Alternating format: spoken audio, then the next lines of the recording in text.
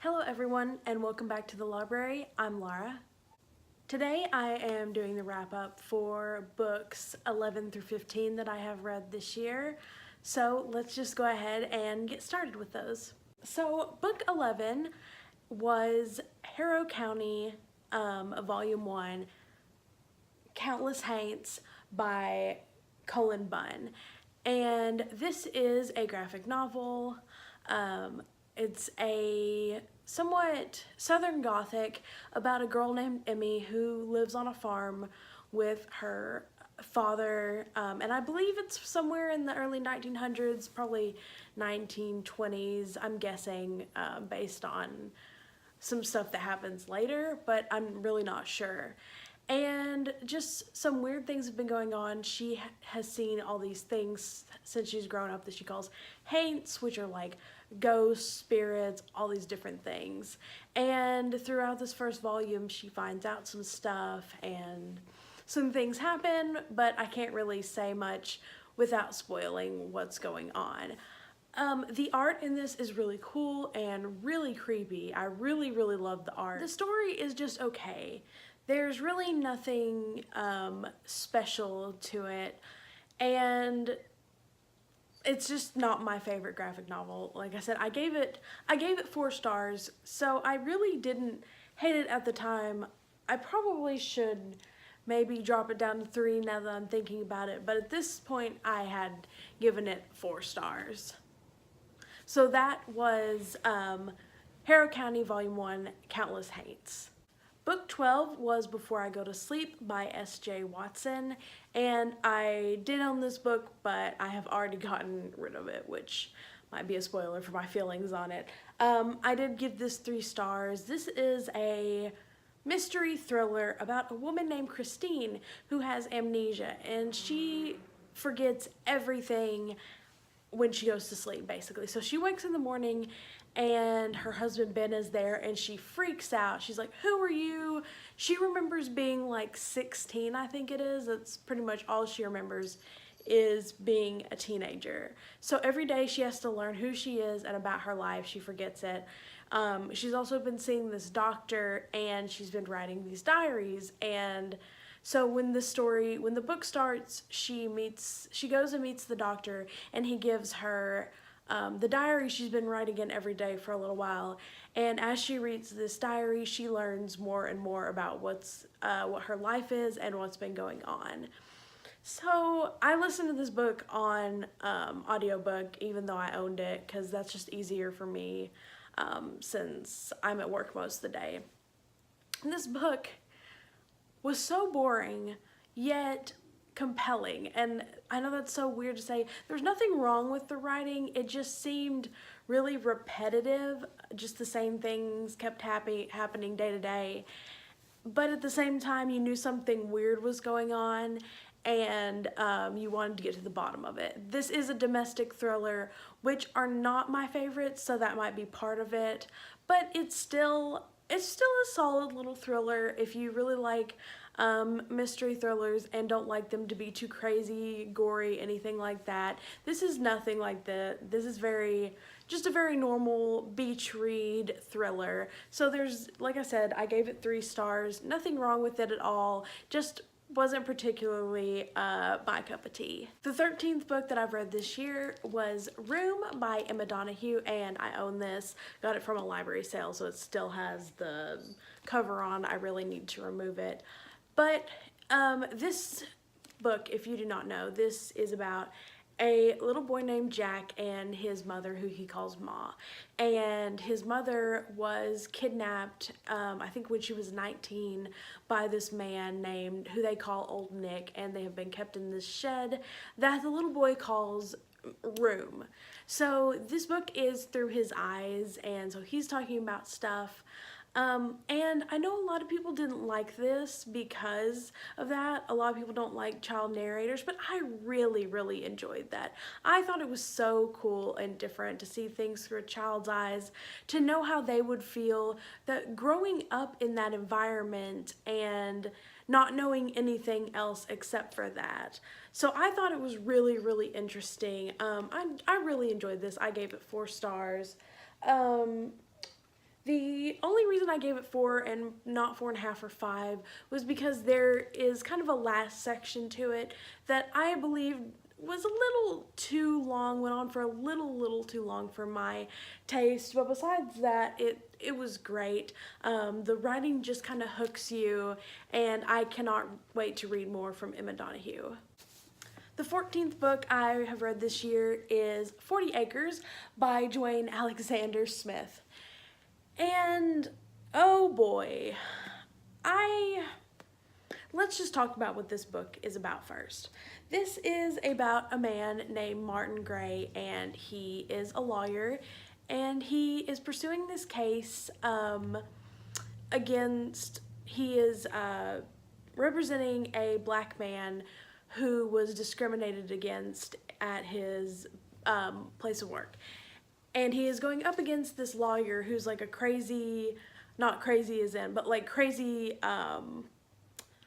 popular lawyer named Damon. I can't remember his full name, but I think that's his last name. They're both black, both of these lawyers. I know that seems weird to say that, but it has to do with the book. So they go up against each other, and then afterwards, Martin and Damon become friends, despite what happens. You know, one of them has to have won this. And they become friends, and Damon introduces Martin to his group of friends, and all of these men are black. They go to a party together, he goes with his wife, and they kind of split off, and he goes off with the men, and his wife is stuck with the women. And basically he becomes friends with them, all this stuff happens, and he ends up going to this place called 40 Acres, which is a plantation where white people are being enslaved by black people. And none of this is a spoiler because you can literally read that on the inside flap on Goodreads. I don't really feel like I can say much about it besides that I only gave it 2 stars. And my thing is, I don't really know what Smith was going for in writing this, if he meant it to be serious or just kind of a beach read and not be serious. I don't know if it was kind of like a Get Out situation where Jordan Peele wrote that to kind of make fun of liberals, which like very far left liberals, which is true. That is what it is making fun of, actually. And so I don't know if it was kind of that or if it was just a story, and if it's meant to be like serious. I'm kind of rambling along here, but I don't know what to say about it.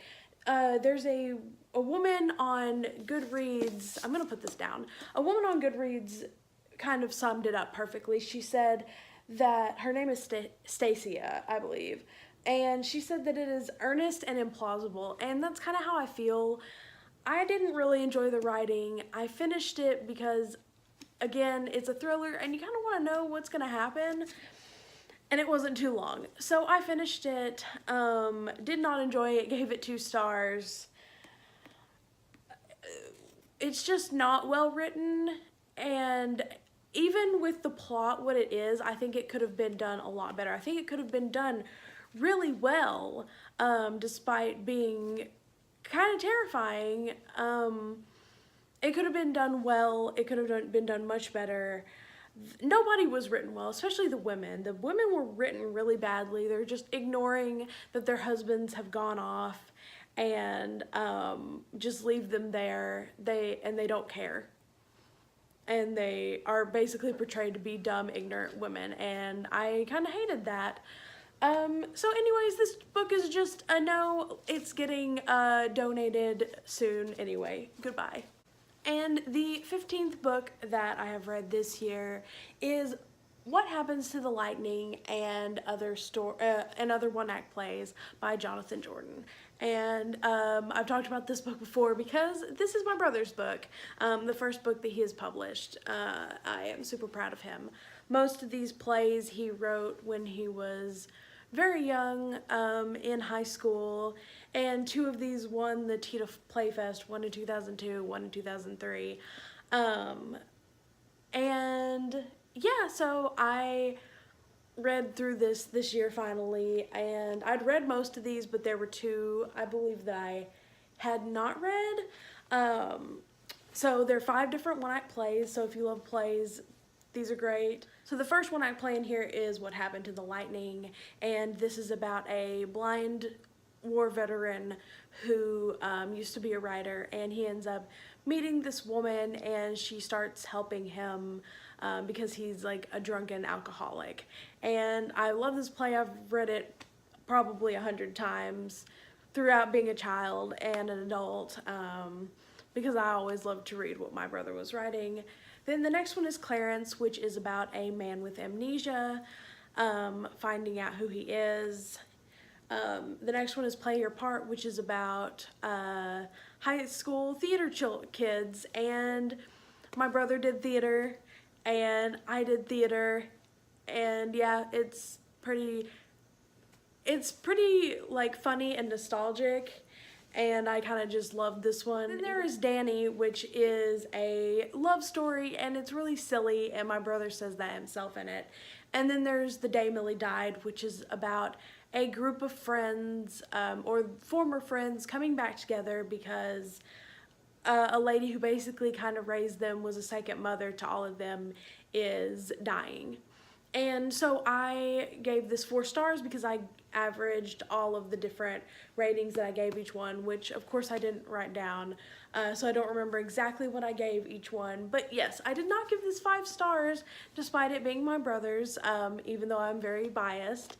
But I couldn't do that myself. So in my heart, this is 5 stars, but on Goodreads and in my mind, it is 5 stars, because like he even says, like I said, he wrote these when he was in high school, and he's made a lot of changes to some of the stories just to kind of fill in plot holes and make them more modern. But yeah, I love this because it's my brother's, and that's book number 15. Anyways, thank you all so much for watching. I hope you enjoyed this video. Please let me know if you've read any of these books and what you thought of them. If you liked this video, please like it, and please subscribe if you'd like to see more. And I'll see you all in the next video.